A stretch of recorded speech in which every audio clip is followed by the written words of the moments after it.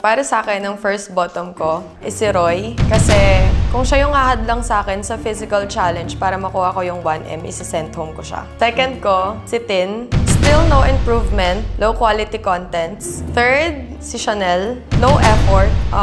Still adjusting period niya, pero mostly hindi siya nakikipag-collab. Fourth would be Mitch. Friend ko si Mitch, pero pagdating pa rin sa physical challenge at pautakan, feeling ko malalamangan niya ako, so isa-send home ko siya. Fifth ko is si Lucas. Si Lucas sa labas, malakas siya. Pagdating dito sa loob, hindi ko nakikita yung lakas niya. Sixth would be Noe. Dancer si Noe, pero hindi niya pinapakita yung pagiging dancer niya. Seventh, Ansel. Still no improvement. Nagpa-practice siya ng sayaw or nag-start na siya mag-dancing content. Pero among all 24 content creators, maliban kay Tin, siya yung pinakang list or pinakang kulelat pa sa aming lahat. Last is Bella. Wala. Kung wala si Fred, walang Bella. Kailangan magkaroon siya ng sarili niyang pangalan bago magkaroon ng Bella and Fred. Ang first bottom ko is si Ara. Magbe-base lang ako sa performance niya yesterday dahil paulit-ulit lang yung pinaperform niya na Fantasize. Ang next ko is si Ansel. Another reason sa performance niya yesterday. I am a new content creator here, so yun lang yung na-observe ko. Kasi Friday lang ako pumasok, sa Saturday and Sunday lang yun na-observe ko. So, yun lang. Another bottom, ang third bottom ko is si Tin Kileste. Dahil lang din sa performance niya yesterday and sa mga na-observe ko din sa kanya pag nanonood ako ng 24/7 is pag may bottom then in revelation, lagi na lang si Tin and pare-parehas lang din sila ng sagot. Next is si Roy. Feel ko kasi makalaban ko siya sa mga physical challenge kasi nakita ko yung performance niya kasi sa mga weekly challenge is ang galing niya sa mga physical. Next is si Quincy. Siguro for me, si Quincy dahil mahiyain pa siya. Yun lang yung na-observe ko sa kanya. Ang next bottom ko is sa mga nakikita ko na tong healthy competition, no hate. So, ito yung mga nakikita kong healthy competition which is si Lucas, si Mitch, and si Annie. Healthy competition guys, I'm sorry. Ang first set ko kay si Kate.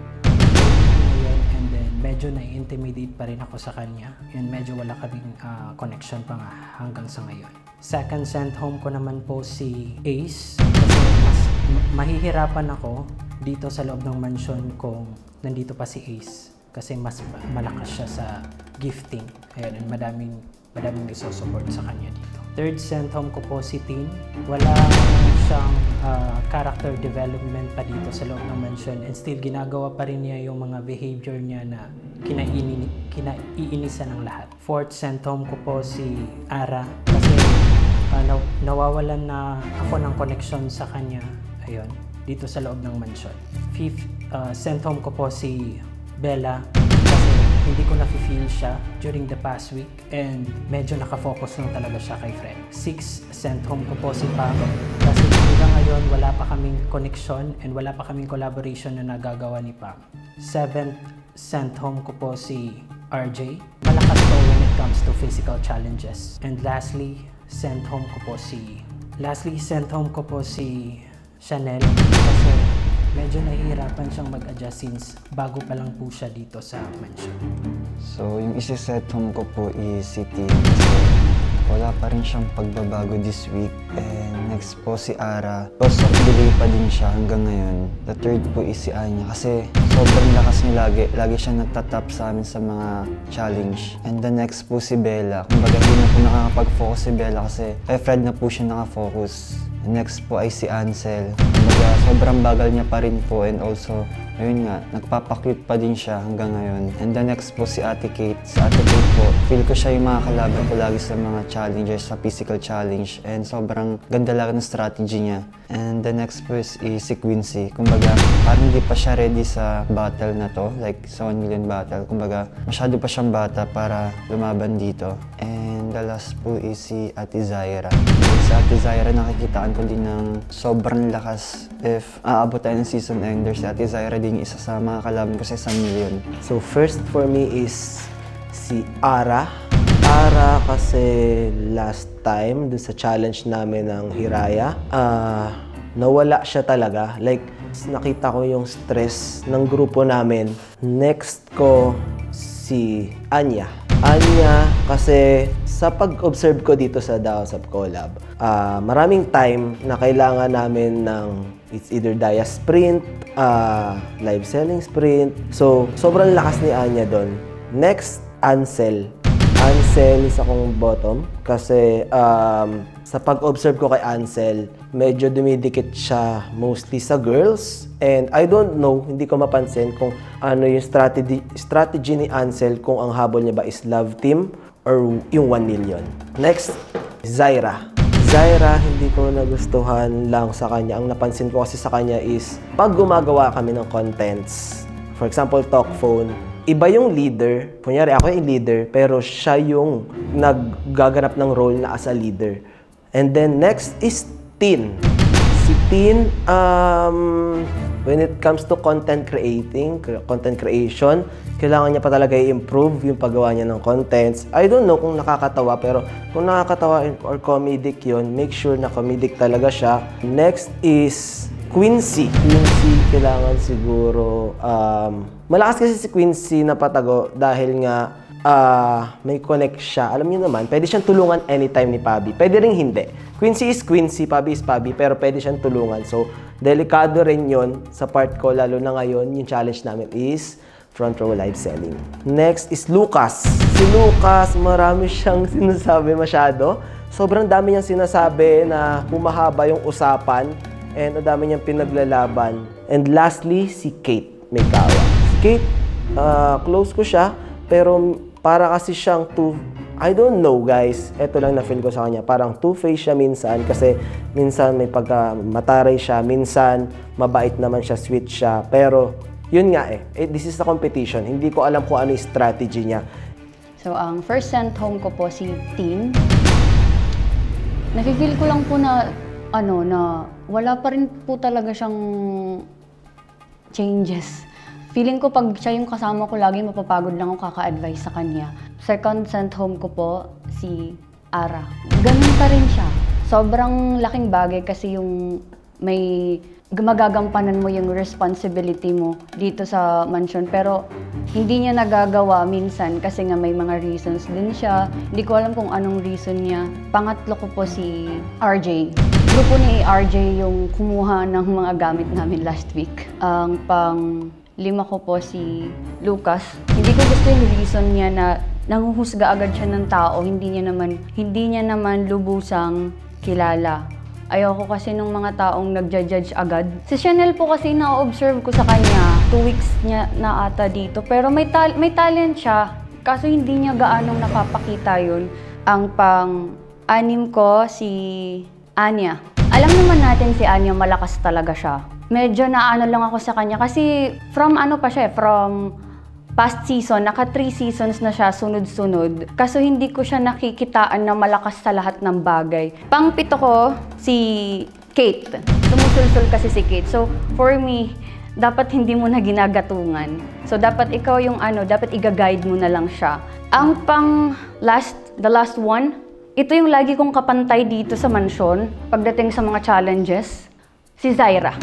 I'm so sorry. Wala akong masasabi sa ugali mo, pero yun lang talaga ang reason ko. Isa ka sa malakas, kaya ito yung chance ko para mabawasan ng makakalaban sa 1 million. First ko, si Noe. Kasi kanina lang accident to. I have food on myself na nakalagay lang sa desk kanina while meeting. Yung iba, ako hindi siya madamot. Just ask permission before ka kumuha. Siya kinuha niya lang. Tapos siya pa yung nagalit like, what kind of attitude is that? Second ko, si Lucas. Kasi, yes, you're doing deliverables. Pero ang tanong, quality ba? It is a brand friendly. Pangatlo, RJ. Nung na-bottom siya, naging okay siya. Tapos nung hindi siya na-bottom last week, nawala na naman yung RJ na mataas. Nandun na naman siya sa naglalaylo siya. Pang-apat ko, J-Rob. Masyadong attitude. Especially kahapon, sa Weekend Spotlight. You need to be professional. Hindi kasalanan ng management nang hindi ka na-promote ng maayos. So, pang-lima ko, si Ara. Hindi ko alam kung ano ba talaga yung gusto niyang gawin dito sa loob. Gusto niya ba talaga maging content creator for 1M? Or gusto niya lang talaga ng experience? Pang 6th ko, si Tin. Kasi, ewan ko, hindi ko siya ramdam eh. I mean, hindi ko ramdam si Tin Kileste dito sa loob ng mansyon. Panghuli ko, pang 7 ko si Bella. Same goes with Tin. Hindi ko maramdaman yung Bella Cameron na parang nakikita ko nung first. I saved Bella nung na-bottom siya because I see na nagsispread siya. Pero the moment na nagkaroon sila ng something ni Fred, I don't see Bella Cameron fighting for 1M. Tapos, last ko, si Roy. Kasi, nothing against the Roys. Roy is a silent killer. So, syempre, for me, si Roy, one of the big competitive siya para sa lahat when it comes to physical, ganun. Kaya parang sa akin, pinakahuli ko si Roy. Ang first sent home ko po is, eto guys, etong apat na mauuna is, friends naman kami lahat dito, pero itong apat na mauuna is, ito yung nakikita ko na sobrang lakas talaga ng impact. So, unang-una is si Anya, and yun na yung reason ko sa kanilang lahat guys, and si Ate Kate, si Mitch, si Ate Zaira. And ito naman guys, is sa physical challenge ko naman napansin na sobrang lahat talaga kaya niyang gawin. So, syempre, threat din yun for me and sa nakararami. So, next is si Kuya Roy. And for dun sa tatlo pa is, dito naman is napapansin ko na yung presence nila. Kasi compared to me, medyo mas matagal na sila dito. So, parang yung time ng pag-a-adjust, parang nabigay na sa kanila yun and sila yung magkakakilala talaga. Una ko is si Quincy. Again guys, wala namang problema or talagang napapansin ko lang, na-observe ko. And the next is si Ate Tin. Napapansin ko din sa kanya yung mga contents niya pa rin. Parang kaya niya namang gawing better yon. And of course, yung quality nga guys, kumbaga kaya niya pang i-improve. Ganyan.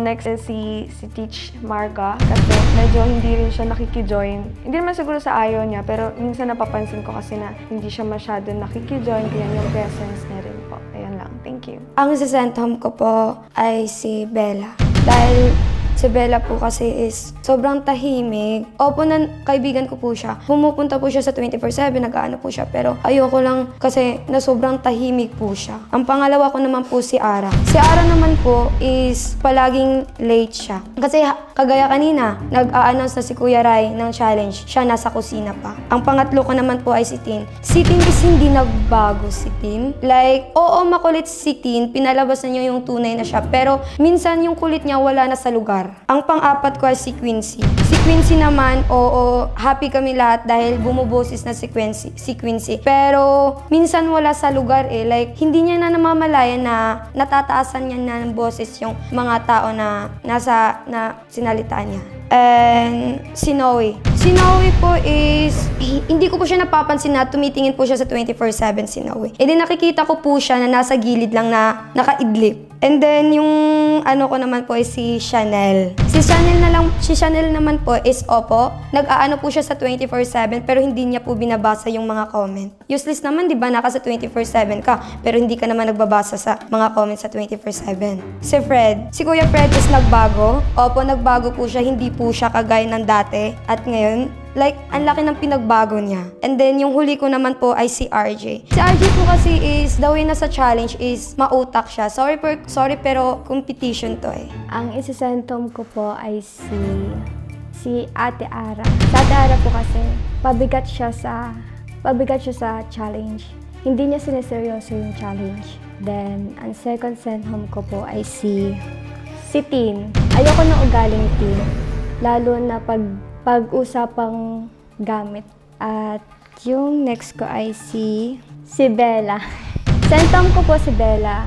Ang dami niyang problema. Pag nape-pressure siya, parang nadadamay din ako. Like, pag nape-pressure siya, parang problema ko na din, sabi ko, ganun. Next ko ay si Quincy.